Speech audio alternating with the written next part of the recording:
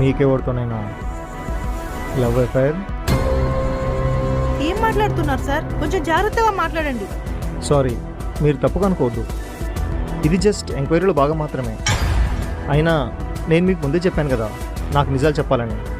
ఏదైనా ఫార్మాలిటీస్ కోసం అలా అన్నీ అడుగుతాం. ఇందులో తప్పేముంది?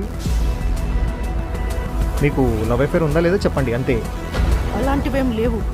ఓకే, మీ పిల్లలు జరిగిందో తెలుసుకోవచ్చా? మా పెళ్లి రిజిస్టర్ ఆఫీస్లో జరిగింది.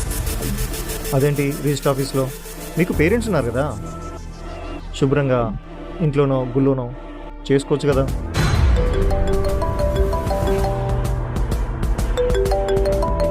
వీడేంటి ఈ టైంలో కాల్ చేశాడు?